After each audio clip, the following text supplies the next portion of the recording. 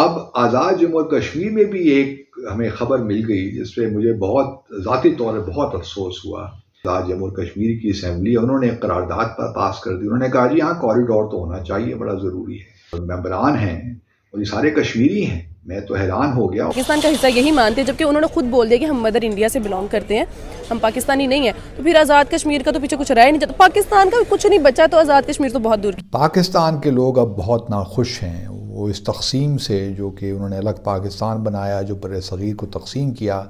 اب پاکستانیوں کو اندازہ ہو گیا ہوگا کہ بھارت کے ساتھ رہنا کتنا اچھا ہوتا ان کے لیے۔ خبر ہے ناظرین، اس سے آپ کو اپڈیٹ کرتے چلیں۔ پاک ایران بارڈر پر دہشت گردوں کے سیکیورٹی فورسز پر فائرنگ اور 4 جوان شہید ہو گئے۔ تو وہ ہمارے بارڈر کے سامنے ہے، جب رات کو ہم دیکھتے ہیں تو اس طرف تو جگمگا ہوتی ہے، تو لیکن ہماری 2 گھنٹے 3 گھنٹے جو ہے نا وہ بجلی بند ہوتی ہے۔ نہ جانے پاکستان آئی ایم ایف سے منہ موڑ رہا ہے یا آئی ایم ایف پاکستان سے منہ موڑ چکا ہے، مگر بات یہ ہے کہ پاکستان کا آئی ایم ایف پروگرام بحال نہیں ہو رہا۔ اور سب نے اس کو متفقہ طور پہ وہ بھی کر لیا، اڈاپٹ بھی کر لیا۔ پاکستان جو ہے اس نے اپنے 3 میجر ایئرپورٹس جو ہیں، ٹھیک ہے جی، وہ آؤٹ سورس کرنے کا پروسیس شروع کر دی۔ جو ایئر لائنز کے پائلٹس ہیں، بڑی تعداد جو ہے ان کی ملک چھوڑ کے چلی گئی ہے۔ اب آپ کوریڈور کی باتیں کر رہے ہیں اور امیر شاہ نے جو بات کی آپ اس کو ری انفورس کریں، میری سمجھ سے یہ بالا تر ہے۔ ہیلو فرینڈز، جے ہند۔ ہندوستان اسپیشل میں آپ کا سواگت ہے دوستو۔ پچھلے دنوں پاکستان ادھکرت کشمیر میں کچھ ایسا ہوا جس کے بعد پردھان منتری شہباز شریف کی نیند اڑ گئی۔ پی او کے کی ودھان سبھا میں ایک پرستاو لایا گیا ہے جس میں بھارت کے کشمیر سے وہاں تک ایک کوریڈور بنانے کی مانگ کی گئی ہے۔ یہ پرستاو بھارت کے گرہ منتری امت شاہ کے اس پرستاو سے ملتا جلتا ہے جس میں انہوں نے پی او کے تک کرتارپور کوریڈور کی طرز پر ایک گلیارہ بنانے کی بات کہی تھی۔ شاہ نے قریب 1 ہفتے پہلے پی او کے میں استھت شاردا پیٹھ تک ایک راستہ بنانے کا بھروسہ دلایا تھا۔ انہوں نے کہا تھا کہ بھارت سرکار اس دشا میں کام کرے گی تاکہ شردھالوؤں کو شاردا پیٹھ کے درشن کا موقع مل سکے۔ اب پی او کے کی ودھان سبھا میں ایک پرستاو سے پاکستان میں کھلبلی مچ گئی ہے۔ ودھان سبھا میں 29 مارچ کو ستادھاری تحریک انصاف کے جاوید بٹ کی طرف سے یہ پرستاو لایا گیا ہے۔ پرستاو کے مطابق جس طرح سے کرتارپور کوریڈور بنایا گیا ہے اسی طرح سے یہاں پر بھی ایک کوریڈور بنایا جائے تاکہ بھارت میں کشمیر گھاٹی اور یہاں کے لوگ ایک دوسرے سے مل سکیں۔ اب آزاد جموں اور کشمیر میں بھی ایک ہمیں خبر مل گئی جس پہ مجھے بہت ذاتی طور پر بہت افسوس ہوا۔ وہاں کی جو لیجسلیٹو اسمبلی ہے انہوں نے 29 مارچ کو ایک قرارداد پاس کی ہے اور قرارداد بڑی انٹرسٹنگ ہے۔ اس سے پہلے آپ کو یاد ہوگا کہ میں نے آپ کو بتایا تھا کہ امت شاہ جو ہوم منسٹر ہیں بھارت کے، انہوں نے ایک بیان دیا تھا کہ ہم چاہتے ہیں کہ ایک کوریڈور بنائیں کرتارپور کوریڈور کی طرح، جو کہ مقبوضہ جموں اور کشمیر کو اور آزاد جموں اور کشمیر کو ملائے، کیونکہ وہ وہاں پہ شاردا پیٹھ ہے آزاد جموں اور کشمیر میں، تو وہ ان کے لیے اس کی ایک مذہبی امپورٹنس ہے۔ جو ہندو ہیں یا کشمیری پنڈتس ہیں تو ان کے لیے ایک کوریڈور بنایا جیسا سکھوں کے لیے بنایا گیا ہے، اس طرح ان کے لیے بھی ہونا چاہیے۔ تو شاید اسی پروپوزل سے متاثر ہو کر ہماری جو آزاد جموں اور کشمیر کی اسمبلی ہے انہوں نے ایک قرارداد پر پاس کر دی۔ انہوں نے کہا جی ہاں کوریڈور تو ہونا چاہیے، بڑا ضروری ہے۔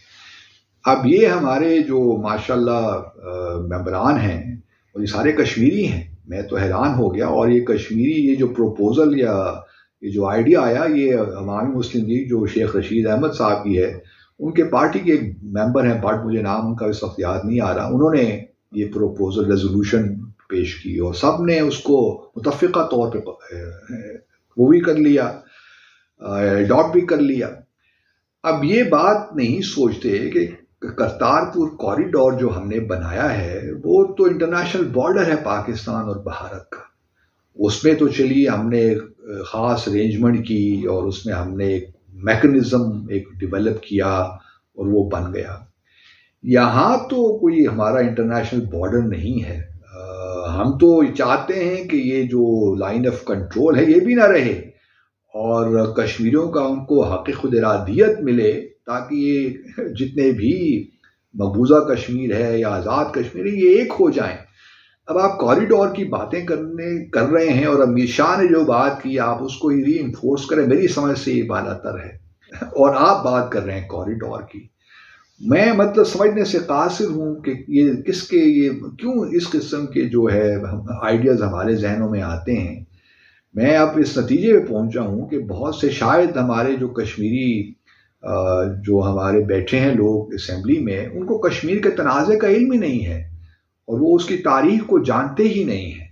تو میرا مشورہ یہ ہے بیرسٹر سلطان صاحب کو جو پریزیڈنٹ ہیں، اور پھر جو رانا صاحب ہمارے ہیں وزیر اعظم صاحب، کہ خدا را ان ممبران کے لیے کوئی ورک شاپ ہی کروا لیں کشمیر ڈسپیوٹ پہ. 2-3 روز کی ورک شاپ کروائیں، ان کو ذرا ہسٹری بتائیں کہ کشمیر کا تنازع ہے کیا. پاکستان جو ہے اس نے اپنے 3 میجر ایئرپورٹس جو ہیں، ٹھیک ہے جی، وہ آؤٹ سورس کرنے کا پروسیس شروع کر دیا.